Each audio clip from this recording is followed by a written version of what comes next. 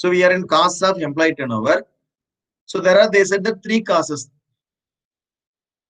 personal causes, unavoidable causes, avoidable causes. Personal causes 9.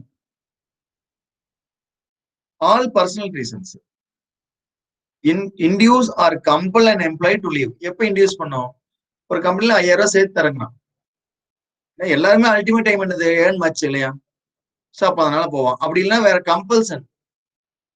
So job ஒய்ஃபுக்கு வந்து job கிடைச்சிருச்சு, இல்லை உடம்பு சரியில்லை, what ever it may B. அப்படி இல்லைன்னா நாட் சாட்டிஸ்ஃபைட் த ஜாப். அப்படி இருக்கும்போது அவன் என்ன பண்ணுவான்னா வெளியே போவான். So such causes include change of jobs for betterment. பெட்டர்மெண்ட்னா இன்னும் அதிகமான சேலரிக்கு. Premature retirement due to ill health or old age. உடம்பு சரியில்லாம போயிருந்தா ஏஜ் ஆயிடுது. Domestic problems and family responsibilities. Wife வந்து ஃபாரின்ல யூஎஸ்ல வேலை கிடைக்குது. So domestic problems and family responsibility. Then discontent over jobs and working environment. He is not satisfied with the working environment. பயங்கர ஹீட், நிக்கவே முடியல, வீட்டுக்கு போனா தூக்கமே வர மாட்டேங்குது அந்த அளவுக்கு. So discontent over jobs and working environment. In all the above cases, the employee leaves the organization at his will. அவனோட விருப்பப்படி போறான். And therefore it is difficult to suggest any possible remedy in the first 3 cases. இந்த first 3 கேசஸ்க்கு வந்து ஒண்ணுமே சொல்ல முடியாது. இதுக்கு வேணா மேனேஜ்மெண்ட் வந்து ஒர்க் என்விரான்மெண்ட்டை பெட்டரா பண்ணலாம். ஸோ அவனுக்கு உடம்புக்கு வந்து எந்த ஒரு இதுவும் இல்லாம ஹாப்பியா ஃபீல் பண்ற வரைக்கும் பண்ணலாம். But the last one can be overcome by creating conditions leading to a healthy working environment. So அவனுக்கு நல்ல ஒரு சூழ்நிலை, காத்தோட்டமான ஒரு சூழ்நிலை, தென் சுத்தியும் மரம் அந்த மாதிரி எல்லாம் இருக்கிற மாதிரி, இல்லை ஏசி ஃபிட் பண்ணி கொடுக்கறது, whatever it may be. For this officers should play a positive role and make sure that their subordinate work under healthy working conditions. ஏன்னா எல்லாத்துக்கும் ஹெல்த் முக்கியம் இல்லையா? இப்போ ஹெல்த்தி ஒர்க்கிங் கண்டிஷன்ஸ்ல ஒர்க் பண்றானா அப்படிங்கிறத செக் பண்ணும். வேலை வாங்கினா மட்டும் பார்த்தது. Unavoidable causes. அன்அவாய்டபிள் காசஸ் என்ன? ரா மெட்டீரியல் கிடையாது, இல்ல ஒரு அவனுக்கு இன்கிரிமெண்ட் கிடையாது, எதுவுமே. என்ன பிசினஸ் அந்த மாதிரி ஒரு nature of business. So unavoidable causes are those under which becomes obligatory on the part of management to ask one or more of their employees to leave the organization. So கம்பெனியே நம்மளை கூப்பிட்டு, தம்பி நீ வந்து வேற ஜாப் பார்த்துக்கப்பா அப்படின்னு சொல்லுவான். You see that management ask one or more employees to leave the organization. Such causes are summed up as below. Management கூப்பிட்டு சொல்லிடும். ஏன்னா இப்ப 6 மாசத்துக்கு தான் பிசினஸ் இருக்கு. 6 மாசத்துக்கு பிசினஸ்ல என்ன பண்ணுவான்? எப்படி சம்பளம் தருவான்? எப்படி சம்பளம் தருவாங்க? தர முடியாது. அதே மாதிரி தேவையில்லாம பிரச்சனை பண்ணிட்டே இருக்கான். அடுத்த புடிச்சு அடிச்சு போடுறான். எத்தனை நாளைக்கு வச்சிருப்போம் நம்ம அவனை? How many days we will keep? So we will send them out. Then raw materials எல்லாம் கிடைக்கவே மாட்டேங்குது, ப்ரொடக்ஷனே இல்ல, டிமாண்டே இல்ல, ப்ராடக்ட்டுக்கு டிமாண்டே இல்ல. என்ன பண்றது? சும்மா ப்ரொடக்ஷன் பண்ணி அடிக்க வச்சுட்டு இருக்காது. எங்க இருந்து சம்பளம் தருது? Solution seasonal nature of business. 6 மாசத்துக்கு தான் இருக்கு. இந்த கொடை பிசினஸ்ல, அம்பர்லா பிசினஸ் எல்லாம் பாருங்க, 6 மாசத்துக்கு சேல் ஆகும், 6 மாசத்துக்கு அப்படியே இருக்கும். Then shortage of raw material, powers, lack of market for the product. Market இல்ல, மெட்டீரியல் கிடைக்க மாட்டேங்குது, பவர் இல்ல, எப்படி சம்பளம் தர்றது? சும்மா கூட்டு வந்து குறைச்சிட்டான். தென் சேஞ்சஸ் இன் பிளான்ட் லொகேஷன். இப்ப கோயம்புத்தூர்ல இருக்கிற பிளான்ட் வந்து இப்ப எங்க கேரளா போகுது. வருவா, நான் வர முடியாது. So change in plant location. Then disability, making a worker unfit for work. Making a worker ஏதாவது ஆக்சிடென்ட் ஆகி அவனுக்கு கைகால் அந்த மாதிரி ஏதாவது இழந்துறான். தென் டிசிப்ளினரி மெசர்ஸ். வந்து தூங்கிட்டே இருக்கேன், எப்ப பார்த்தாலும் வேலையே செய்ய மாட்டேங்கிறான். Always sleeping. மிஷின் முன்னாடி பிடிச்சி நின்னுக்குவான், ஆனா தூங்கிட்டே இருப்பான். அந்த மாதிரி டிசிப்ளினரி மெசர்ஸ். ஸோ இதெல்லாம் என்னது? These things are known as unavoidable causes. These things are known as unavoidable. Then avoidable causes. What is avoidable cause? Listen. Dissatisfaction with the job, remuneration, hours of work, working conditions, etc. Dissatisfaction with the job, remuneration, hours of work. அப்ப அவனை கூப்பிட்டு உட்கார வச்சு என்னப்பா உனக்கு பிரச்சனை, இதுதானே இதுக்கெல்லாம் போய் ஜாப் போட்டு போவாங்களா? நம்ம அதை ரெடி பண்ணிக்கலாம். ரெமுனரேஷன் பத்தலையா முதலே சொல்ல வேண்டியதானே, எவ்வளவு வேணும் உனக்கு, சரிந்தா பர் மந்த் another 5,000 அடிஷன். பக்கத்து கம்பெனிக்கார தரேன்னு சொன்னா நான் தரேன். ஹவர்ஸ் ஆஃப் ஒர்க் சார் 10 மணி நேரம் 12 மணி நேரம் வேலை செய்ய முடியாது சார். எஸ் பர் ஆக்ட்ல என்ன ப்ரொவிஷனோ 8 ஹவர்ஸா, சரிவா 8 ஹவர்ஸ். தென் ஒர்க்கிங் கண்டிஷன் ரொம்ப ஹீட்டா இருக்கு சார், நிக்கவே முடியல சார். ஸோ உனக்கு என்ன வேணும், அதுக்கு தகுந்த மாதிரி அவனை ஃபர்ஸ்ட் சாட்டிஸ்ஃபை பண்ணும். தென் ஸ்ட்ரெயின்ட் ரிலேஷன்ஷிப் வித் மேனேஜ்மெண்ட், மேனேஜ்மெண்ட்டோட முட்டி மோதிக்கிறான். ஸ்ட்ரெயின்ட் ரிலேஷன்ஷிப் வித் மேனேஜ்மெண்ட். அப்ப நம்ம அவனை கூப்பிட்டு உட்கார வச்சு, சாரிப்பா, ஓ அப்படியாப்பா, இதுதான் பிரச்சனையாப்பா, சரி நம்ம தீர்த்துக்கலாம்ப்பா, விடுப்பா, ஒன்றும் பிரச்சனை இல்லைப்பா அப்படின்னு சொல்றோம். ஸோ அதை வந்து அந்த ரிலேஷன்ஷிப்பை நம்ம வந்து என்ன ஸ்மூத்தா கொண்டு போகணும். Strain relationship with management we have to take it in a smooth manner. Then next supervisors are fellow workers. ஒன்னா இவனுக்கு மேல இருக்கிறவங்க கூட சண்டை போடுறான், இல்லைன்னா அவனுக்கு கீழே இருக்கிறவங்க கூட சண்டை போடுறான். ஃபெல்லோ ஒர்க்கர்ஸோட சண்டை போட்டுக்கிறான், பிடிச்சி அடிச்சு வச்சிடறான். ஸோ அந்த மாதிரி case. Then lack of training facilities and promotional avenues. அவன் இன்னும் 50 வருஷம் ஒர்க் பண்ணாலுமே வந்து ப்ரொமோஷனே கிடையாது அப்படின்னா எதுக்கு அந்த கம்பெனில அவன் ஒர்க் பண்ணும்? ஸோ ட்ரைனிங் கிடையாது, ஒரு அடிஷனல் இம்ப்ரூவ்மெண்ட்ஸ், அவனுக்கு ஒரு ஜாப் பெட்டர்மெண்ட் அப்படிங்கிறது அவனுக்கு தெரியறது இல்லை. Then lack of recreational and medical facilities. So ஏதாவது ஒரு சின்ன ஃபர்ஸ்ட் எய்ட் பண்றது கூட அங்க கிடையாது. ஏதாவது அடிபட்டுச்சுன்னா அவ்வளோ அவன் பாக்குறான், கண் கூட பாக்குறான் எல்லாத்தையும். அடிபட்டாங்கன்னா அவன் எடுத்து ஹாஸ்பிட்டல் போறதுக்குள்ள ஒரு வழியாயிடும். So low wages and allowances, ரொம்ப இந்த வேஜுக்கெல்லாம் வாங்கி இங்க கொடுக்கற கூட பார்க்க முடியும். So proper and timely management action, இதெல்லாம் மேனேஜ்மெண்ட் நினைச்சா சரி பண்ண முடியும். இதெல்லாம் என்ன பண்ணுவோம், மேனேஜ்மெண்ட் நினைச்சா என்ன பண்ண முடியும், சரி பண்ண முடியும். ஸோ இதை நம்ம என்னன்னு சொல்றோம்னா அவாய்டபிள் காசஸ் சொல்றோம். இதை நம்ம என்ன சொல்றோம், avoidable causes. So proper and timely management action can reduce the employee turnover appreciably so far as avoidable costs are concerned. அப்ப இதன் மேனேஜ்மெண்ட் நினைச்சா அவனை வெளியே போகாம தடுக்க முடியும். இது avoidable causes. Then effects of employee turnover. என்ன ஆகும், வந்துட்டு போயிட்டு இருக்கான், என்ன ஆகும், ப்ரொடக்ஷன் நல்லா நடக்குமா, நடக்காது. தென் நியூ ஒர்க்கர் வந்து வேலை செய்வானா, வேலை செய்ய மாட்டான், எஃபிஷியன்சி ரொம்ப லோவா இருக்கும். அதே மாதிரி ஒரு வருஷத்துக்கு 100 பேர் வெளியே வரான், 100 பேர் வெளியே போறான். அப்ப 100 பேருக்கு நம்ம உட்காந்து ட்ரைனிங் கொடுத்துட்டு இருப்போம். அவன் ட்ரைனிங் எல்லாம் எடுத்துக்கிட்டு வேற கம்பெனி போய் ஜாயின் பண்ணிடுவான். அப்ப காஸ்ட் ஆஃப் ட்ரைனிங் இன்க்ரீஸ் ஆகும், அன்னெசரி காஸ்ட். தென் புது ஒர்க்கருக்கு எப்படி ஹேண்டில் பண்ணணும்னு தெரியாது, he does not know how to handle that. ஏன்னா ஃபர்ஸ்ட் அந்த ஜாப் அவன் பண்றான். இப்போ பிரேக்கேஜ் நிறைய அறக்க வாய்ப்பு. ஒரு ஆல்ரெடி அதை எக்ஸ்பீரியன்ஸ் ஆயிருந்தா என்ன பண்ணுவான், இப்படி பண்ண இப்படி நடக்கும்னு தெரியும். So he will carefully handle. ஆனால் நியூ எம்ப்ளாய்ஸ்க்கு அது தெரியாது, ஹி மஸ்ட் லேர்ன். அவன் லேர்ன் பண்ற வரைக்கும் அது நடக்கும். அதே மாதிரி நம்ம நியூஸ் பேப்பர்ல ஆடு கொடுத்து அவனை வந்து ரெக்ரூட் பண்ணி அவனுக்கு ட்ரைனிங் கொடுத்து நம்ம எல்லாம் பண்ணும்போது அவனுக்கு, அதாவது ஏற்கனவே இருக்கிற எம்ப்ளாயி கொடுக்குற காஸ்ட்டை விட இது அதிகமா போயிடும். ஸோ பேசாம அவனையே கூப்பிட்டு, தம்பி உனக்கு சம்பளம் தானே வேணும், தரேன். அப்ப இன்னொன்னு எஃபிஷியன்சி இம்ப்ரூவ் ஆகும், மேனேஜ்மெண்டோட ஒரு நல்ல ரிலேஷன்ஷிப் இருக்கும். திடீர்னு அர்ஜென்ட் ஆர்டர் தம்பி வாப்பானா வருவான், நைட் ஷிஃப்ட் எல்லாம் ஒர்க் பண்ணுவான். ஸோ அப்ப நம்ம எந்த அளவுக்கு ஸ்மூத்தா அவங்க கூட மெயின்டைன் பண்றோமோ அந்த அளவுக்கு வந்து நம்மளுக்கு என்ன இருக்கும், கம்பெனியோட ப்ரொடக்டிவிட்டி இம்ப்ரூவ் ஆகும், quality of the product improve ஆகும், பிரேக்கேஜ் குறையும், அன்னெசரி ட்ரைனிங் தேவையில்லை. தென் ரெக்ரூட் பண்றதுக்கு நம்ம நியூஸ் பேப்பருக்கு அதுக்கு செலவு பண்ண தேவையில்லை. So effect of employee turn, high employee turnover increases the cost of listen here. Employee increase the cost of production increase பண்ணும். நீ நினைக்காத புது எம்ப்ளாயி கம்மியான வேலைக்கு வருவான், அப்படியெல்லாம் கிடையாது. இவ்வளவு காஸ்ட் இருக்கு. ஒரு புது எம்ப்ளாயி அப்பாயின் பண்ணும்போது முதல் ப்ரொடக்ஷன் டிஸ்டர்பன்ஸ் ஆகும், ஆள் இல்லைன்னு என்ன பண்றது. ஸோ இந்த following ways flow of production disturbed, இதுதான் மெயின். கஸ்டமர் ஆர்டர் கேன்சல் ஆயிடும். ஒரு பெரிய ஆர்டர் போச்சுன்னா என்ன ஆகுது, efficiency of new workers is low, productivity of new but experienced worker is low in the beginning. Productivity of new but experienced workers is low தான், ஏன்னா அப்பதான் வர்றவங்கள. There is increased cost of training and induction. So training cost வந்து அதிகமாகும். Then new workers cost increased breakage of tools, wastage of materials etcetera. Cost of recruitment and training increases. Cost of recruitment and training also increases.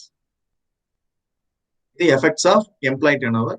So முடிஞ்ச வரைக்கும் employee turn வந்து as below as possible. முடிஞ்ச வரைக்கும் வெளியே போற கூடாது. But ஒரு லெவலுக்கு மேல அவனே இல்ல சார் இனிமேல் நான் தான் பாஸ், நீங்க தான் எம்ப்ளாய் அப்படின்னு சொன்னான்னா அந்த இடத்துல நம்ம வந்து அவனை வெளியே போடான்னு சொல்லலாம். அவ்வளவுதான். மற்றபடி இந்த சேலரிக்காக வெளியே போறது, ஒர்க்கிங் என்விரான்மெண்ட் சரியில்லைன்னு சொல்லி வெளியே போறது, டிஸ்கண்டென்ட் வித் ஜாப், ஸோ இதெல்லாம் கொஞ்சம் மேக்ஸிமம் வந்து நாளைக்கு நீங்களே ஒரு கம்பெனில ஒரு ஆர்கனைசேஷன்ல நீங்க கிரியேட் பண்ணீங்க ஒரு பிசினஸ் ஸ்டார்ட் பண்ணீங்கன்னா தயவு செஞ்சு ஒர்க் வேலை வாங்குற அளவுக்கு உனக்கு பேமெண்ட் பண்ணும். ஸோ எந்த அளவுக்கு அவனை சாட்டிஸ்ஃபை பண்றீங்களோ அந்த அளவுக்கு அவன் வந்து உங்களுக்கு ஃப்ரூட்ஃபுல்லா இருக்கும். ஸோ அவனுக்கு தேவை பணம், அவ்வளவுதான். எம்ப்ளாய்க்கு தேவை அவன் எதுக்காக வேலைக்கு வரான்? பணம் இல்ல வேலைக்கு வரான். இப்போ அவனுக்கு தேவை ஒண்ணு பணம், இன்னொன்னு ஹெல்த் கண்டிஷன். அப்ப பணம் ஹெல்த் கண்டிஷன் ரெண்டையும் அவனை பாத்துக்கிற மாதிரி வச்சுட்டீங்கன்னா 30 வருஷம் ஆனாலும் சரி அவன் கம்பெனி விட்டு வெளியே போகும். Next cost of employee turn. என்னென்ன காஸ்ட் நடக்கும்? Two types of cost which are associated with employee turnover. ஒன்னு preventive cost. அப்படின்னு நினைத்தோம் வெளியே போகாம அவனை தடுக்கிறது. preventive காஸ்ட்னா அவன் வெளியே போகாம அவனை ஹோல்ட் பண்றது. So two types of ஒன்னு preventive cost. The cost incurred to prevent the employee turnover or to keep it as low possible. அப்ப ஃபுல்லா கண்ட்ரோல் 0% பண்ண முடியாது. ஸோ எவ்வளவு கம்மியா கொண்டாட முடியுமோ அவ்வளவு கம்மியா நம்ம வந்து அதை கொண்டாடலாம்னு நினைக்கலாம். So to cost incurred to prevent the employee turnover or keep as it is as low as possible. Then cost incurred for prevention of employee turnover includes the following. Cost incurred for prevention of employee turnover includes the following. என்னது? Cost of medical benefits provided to employees. So அவனுக்கு first eight அந்த மாதிரிலாம் வரும்போது medical benefit. Then cost incurred on employees welfare like pension. So அவனுக்கு அந்த additional PF, ESI, pension இதெல்லாம் வந்து அவனுக்கு கொடுக்கறது. Then cost on other benefits with an objective to retain employee. அவனை ரீடைன் பண்றதுக்கு. அப்ப சேலரி ஹைக்கு. அப்ப அவனுக்கு என்ன பண்றது? சேலரி வந்து ஹைக் பண்றது. ஸோ அந்த மாதிரி கேசஸ். தென் ட்ரைனிங் ஏதாவது புதுசா வேணும்னா அவனுக்கு கொடுக்கறது. ஸோ ரிக்ரியேஷன் ஃபெசிலிட்டிஸ் கிரியேட் பண்ணி கொடுக்கறது இதெல்லாம். தென் ரீப்ளேஸ்மெண்ட் காஸ்ட். ரீப்ளேஸ்மெண்ட் காஸ்ட்னா உனக்கே தெரியும் என்னென்ன காஸ்ட். புதுசா அந்த ஜாப் வேகன்சி இருக்கு, நியூஸ் பேப்பர்ல ஆட் கொடுக்கணும். தென் அவன் வருவான், அவன் வந்துட்டு போறதுக்கும் காசு கொடுக்கணும். So travelling expenses to attend the interview வந்து அட்டன் பண்றதுக்கு கொடுக்கணும். ஸோ இதெல்லாம் வந்து எனக்கு காஸ்ட். ரீப்ளேஸ்மெண்ட். தென் அவனுக்கு ட்ரைனிங் தரணும். ஸோ ஒருவேளை அவனை நம்ம வந்து ஜாயின் பண்ணிட்டோம்னு வைங்களேன், அவனுக்கு நம்ம we have to give training. Then அவன் பிரேக்கேஜ் பண்ணுவான். ஏன்னா புது எம்ப்ளாயை திட்ட முடியாது, இப்பதான் உள்ள வந்திருக்கான், அவனுக்கு எப்படி தெரியும் என்ன ஹெல்ப் பண்ணணும்னு. ஸோ அவன் ட்ரைனிங் நல்லா எடுக்கிற வரைக்கும் அவன் சில பிரேக்கேஜஸ் ஆகும். ஸோ இதெல்லாம் these costs are costs which arise due to employee turnover. If employee leaves soon after they acquire the necessary training and experience of good work, additional cost will have to be incurred on new workers. அப்ப அவன் training எடுத்துட்டு பண்ணிட்டான், வெளியே போயிடறான். Then you have to take another employee, then you have to give again training. So அதுக்கு additional cost incur ஆகும். That is cost of recruitment. Recruit பண்றதுக்கு ஒரு cost. Training cost, induction, training and induction both are same. Then abnormal breakage, அவன் breakage பண்ணுவான் ஏன்னா புது employee உனக்கு தெரியாது. And scrap and extra wages and overheads due to the inefficiency of new workers. அப்ப பழைய எம்ப்ளாய் சொல்லுவான், தம்பி கொஞ்சம் பார்த்து ஹெல்ப் பண்ணுப்பா. ரைட் சார், ஓட்டி கொடுத்துருங்க, பண்ணித்தரமா பழைய எம்ப்ளாயி. அப்ப அதுக்கு எக்ஸ்ட்ரா வேஜஸ் வந்து நீங்க கொடுக்குற மாதிரி இருக்கும். It is obvious that a company will incur very high replacement cost if the rate of employee turnover is high. So high replacement cost கொடுக்க மாதிரி இருக்கும். Similarly, only adequate preventive cost can keep the employee turnover as low. அப்ப preventive cost incur பண்ணாம employee turnover stop பண்ண முடியுமானா முடியாது. ஏன்னா அவனை சாட்டிஸ்ஃபை பண்ணும். சாட்டிஸ்ஃபேக்ஷன் ஆஃப் எம்ப்ளாயி தான் முக்கியம். So each company must therefore work out the optimum level of employee turnover. Each company must therefore work out optimum level of employee turnover, keeping in view its personal policies and the behavior of replacement cost and preventive cost at various levels of employee turnover rates. 10% employee turnover rate இருக்குன்னா எவ்வளவு preventive cost ஆகும், எவ்வளவு replacement cost. இது 20% ஹியூஜா போக போக எவ்வளவு replacement cost. அப்போ உங்க கம்பெனிக்கு எது ஆப்டிமம் லெவல், கம்பெனிக்கு ஆப்டிமம் லெவல் என்னவோ அந்த லெவல்ல you have to maintain. You have to maintain at that level. Next, illustration 15. The management of BR Limited is worried about the increasing employee turnover. நிறைய பேர் வெளியே போயிட்டே இருக்கான். Management there is no worry. ஏன் நம்ம எம்ப்ளாயி எல்லாம் இப்படி இவ்வளவு சீக்கிரம் வெளியே போறாங்க? And before analyzing the causes and taking remedial steps, it wants to have an idea of the profit foregone as a result of employee turnover in the last year. என்ன கேட்கிறான்? எவ்வளவு ப்ராஃபிட் நம்மளுக்கு லாஸ் ஆச்சுன்னு கேட்கிறான். எதனால? as a result of employee turnover. Employee turnover நடந்ததுனால நம்மளுக்கு எவ்வளவு ப்ராஃபிட் லாஸ் ஆச்சுன்னு கேட்கிறான். Last year sales amounted to 83,03,300 and PV ratio was 20%. PV ratio 20%. The total number of actual hours worked by the direct employee force was 4.45 lakhs total hours worked. As a result of delays in the personal department in filing vacancies due to employee turnover, 1 lakh potentially productive hours was lost. Listen here, 1 lakh hours lost. The actual direct employee hours included 30,000 hours. Attributable training new recruits. அப்ப இது unproductive hours. ஏன்னா அவனுக்கு ட்ரைனிங்க்கு செலவு பண்ற hour எப்படி ப்ரொடக்டிவா மாத்த முடியும்? அவனுக்கு ட்ரைனிங் கொடுக்குறோம். அப்ப இது unproductive hours. Out of which half of the hours were unproductive. இது டோட்டலி இதுல 15,000 வந்து அன்ப்ரொடக்டிவ் அவனே சொல்றான். எதுவும் கொடுக்கலன்னா take 30,000 as unproductive. Cost incurred consequent to employee turnover கொடுத்திருக்கான். Settlement cost due to leaving, recruitment cost கொடுத்திருக்கான், then selection cost, then training cost. இதெல்லாம் வந்து எம்ப்ளாயி டர்ன்ஓவர்னால நீங்க இன்கர் பண்ணது.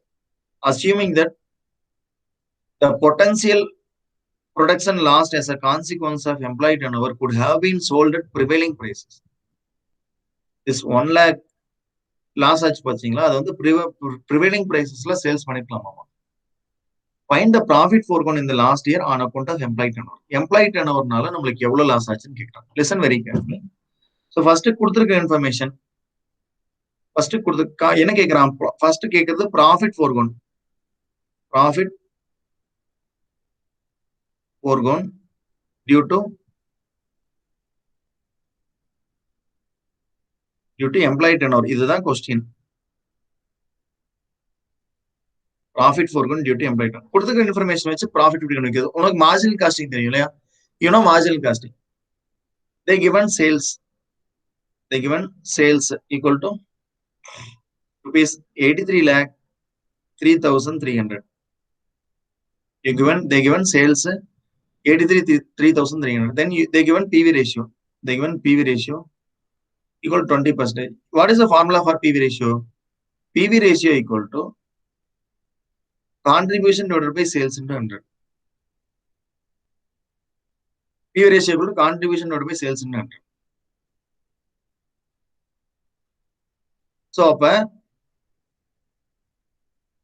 we can easily find out variable cost ratio also. Variable cost ratio equal to 100 minus PV ratio.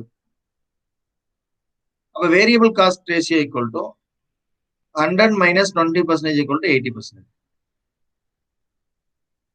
100 minus 20% equal to 80%. So listen very carefully. இப்போ நம்ம PV ratio வச்சு நம்ம என்ன பண்ணிடலாம்? We can find out contribution. We can find out. அப்ப PV ratio use பண்ணோம்னா PV ratio வந்து 20% equal to, we don't know what is our contribution, but we know that our sales வந்து 83,03,300. வழக்கம் போல contribution equal to 83,03,300 into 20% equal to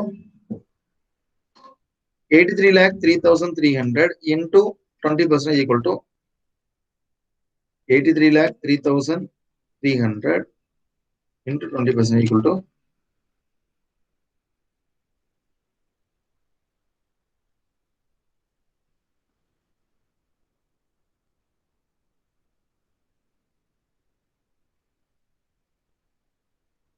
we are getting 16,60,660.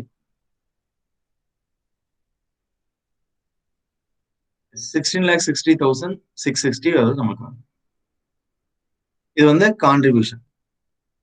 Listen, நாம இப்படி கூட கண்டுபிடிக்கலாம். டைரக்டா வேரியபிள் காஸ்ட் அப்ளை பண்ணீங்கன்னா அப்ப மார்ஜின் காஸ்டிங் ஸ்டேட்மெண்ட் தெரியும். Sales equal to 83,03,300. Sales equal to 83,03,300 less less contribution. Sales equal to 83 lakh 3,300 less contribution. அப்படி இல்லைன்னா நம்மளோட marginal costing statement minus variable cost. So வரக்கூடிய இன்ஃபர்மேஷன் வந்து கான்ட்ரிபியூஷன். ஓகேங்க சார். ஸோ கான்ட்ரிபியூஷன் நம்மளுக்கு ஏற்கனவே கண்டுபிடிச்சிருக்கோம் 16,660. அப்ப 66 lakh 42,640 will be the variable cost. Variable cost டைரக்டா கூட கண்டுபிடிக்க முடியும். எப்படி? ஏற்கனவே விசிஆர் கண்டுபிடிச்சிருக்கோம். அப்ப 83 lakh 3,300 இன்டு டைரக்டாவே 80% போட்டீங்கன்னா கூட you will get the same amount of 66 lakh 42,640 கிடைக்கும்.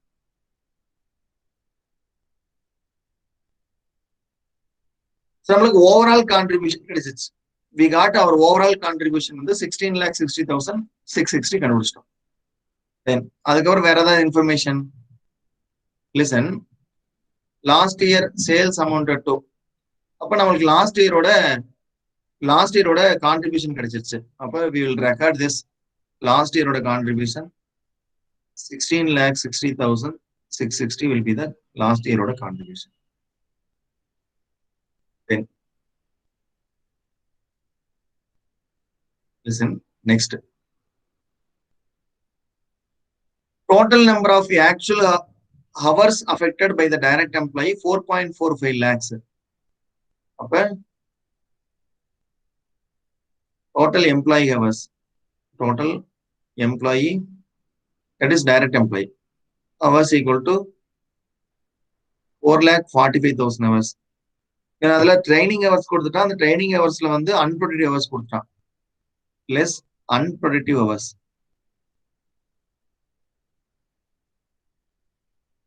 equal to 15,000.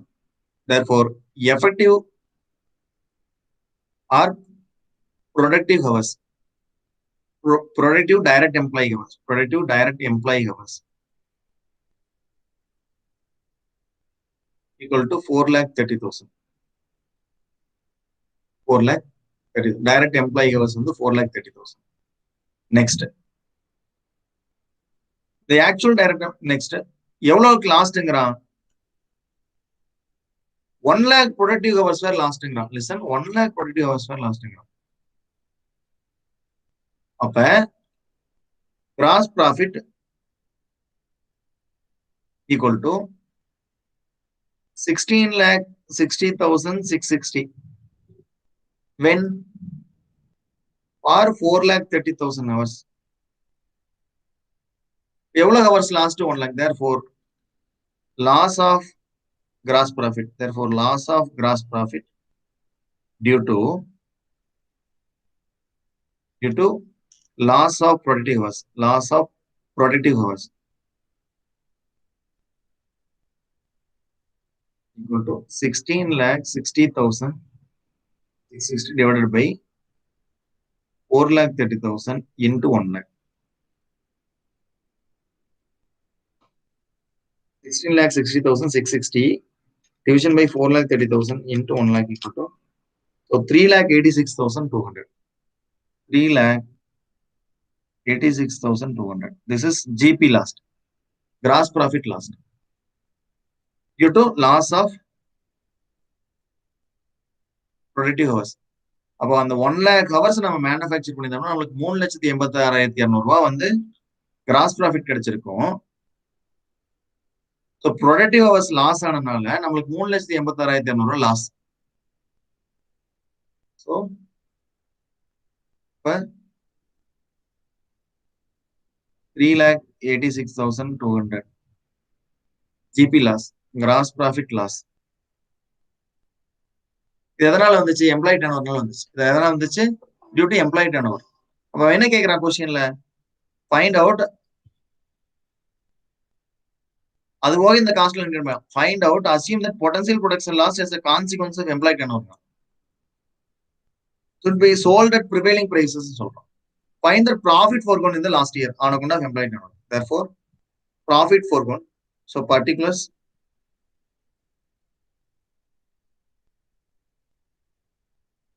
particular sum of rupees. Loss of gross profit, loss of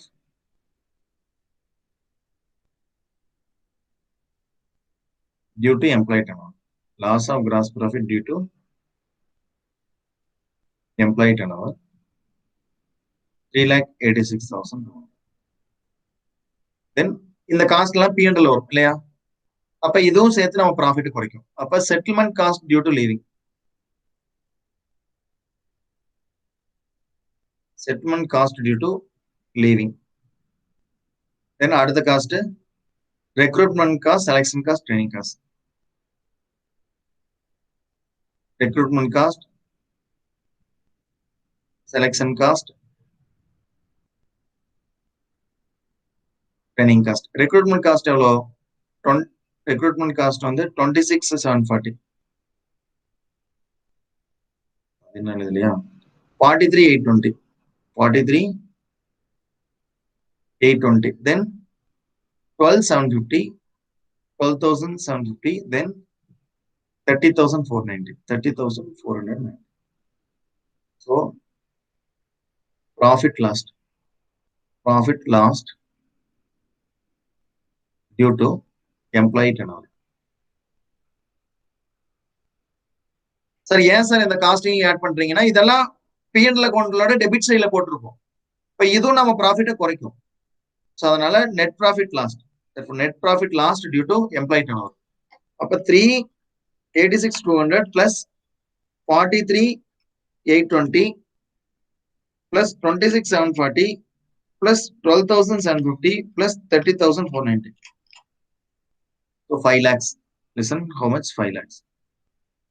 இது ஏன் புரிஞ்சாமா? 1 லட்சம் ப்ரொடக்டிவ் ஓவர் லாஸ் ஆயிடுச்சு. அப்ப அந்த அளவுக்கு எனக்கு என்ன அது ப்ரொடக்ஷன் லாஸ்ட். ஸோ ப்ரொடக்ஷன் லாஸ்ட்னா அந்த அளவுக்கு எனக்கு சேல்ஸ் லாஸ்ட். அந்த அளவுக்கு எது lost? Sales lost. Sales loss ஆகும்போது எனக்கு எல்லாம் லாஸ் ஆகும்? கிராஸ் ப்ராஃபிட் வரும், gross loss. So gross profit வர வேண்டிய ப்ராஃபிட் வராது. So therefore loss of gross profit due to loss of productive hours. So total loss, total loss. Listen, find the profit foregone, total profit foregone in the last year due to employee turnover 5 lakhs.